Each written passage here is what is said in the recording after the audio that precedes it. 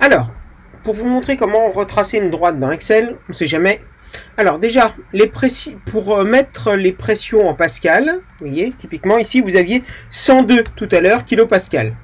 Alors, je vais vous le mettre ici, on avait 102, exposant 3, voilà. Ici, par exemple, j'ai 102, 180. Okay, tout à l'heure, j'avais 102, 18 en kilopascal. Donc, pour pouvoir le mettre en pascal, d'accord, virgule, pardon, hop, vous avez cette valeur-là. Pour le mettre en pascal, bah, soit vous tapez 102, 180 directement, et si vous voulez mettre les puissances de 10, bah, en fait, vous faites 102, donc la valeur qu'il y avait, virgule 18, 102,18, et en fait, c'est comme pour la calculette. Vous faites exposant, donc un E, 3, donc fois 1000, et il va vous le mettre directement. Ok. Donc, pour faire la première droite H en fonction de P lu, alors par définition, Excel est très bête comme logiciel. Il prend toujours par défaut la première ligne en abscisse et la première colonne pour les abscisses.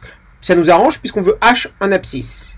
D'accord, puisqu'on veut la pression lue en fonction de la profondeur H. Donc, je sélectionne tout ça. Ok. Hop, je vais descendre un petit peu parce que... Voilà, excusez-moi. Ensuite, donc, insertion, nuage de points. Le nuage de points, c'est celui-là, sans la droite. Je veux juste les points. Donc, vous avez les points qui s'affichent.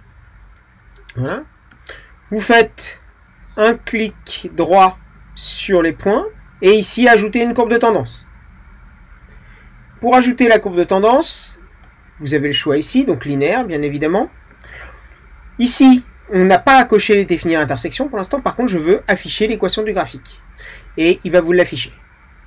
Ça, c'est pour la première droite. Pour le deuxième graphique. Hop. Alors. Tac. Déjà pour les deltas. Bah, vous savez que c'est quoi? On a dit, les delta P, c'est PLU moins pression atmosphérique. D'accord, la pression atmosphérique qui est celle-là, lue à H égale 0. Donc là, pour l'instant, je vais faire celle-là, moins celle-là. Et si je fais recopier ici, vous voyez que j'ai 0 à chaque fois. Pourquoi? Parce qu'il m'a fait B2 moins B2, C2 moins C2, D2 moins D2. Alors qu'ici, par exemple, on aurait voulu D2 moins B2, revenir, c'est moins toujours celle-là. Donc pour ça, en fait, on va devoir ce qu'on appelle dollariser une cellule, ou pour la sécuriser. Donc vous allez cliquer ici. Quand je mets des petits dollars, comme ça, devant la lettre et devant le chiffre de la deuxième, en fait, je sécurise ma cellule. Voilà. Et maintenant, si je fais recopier, vous allez voir que j'ai B2 moins B2, bien évidemment, C2 moins B2, D2 moins B2, à chaque fois. Donc, c'est ce que je veux. Maintenant, je sélectionne donc la première ligne et la troisième, pas PLU, voilà, pour pouvoir faire mon graphique. Insertion, pareil, nuage de points sans la droite. Voilà. Je vais clic droit, ajouter courbe de tendance. Et ici, donc, c'est une fonction linéaire. Je veux la forcer à passer par l'origine. D'accord? Donc, il va falloir que je coche sur définir l'intersection. Donc, ici, alors 9,98, ouais, alors j'aurais pu ne pas définir sur intersection, mais c'est mieux quand même de définir l'intersection.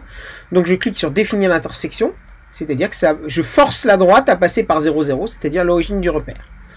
Et afficher l'équation du graphique.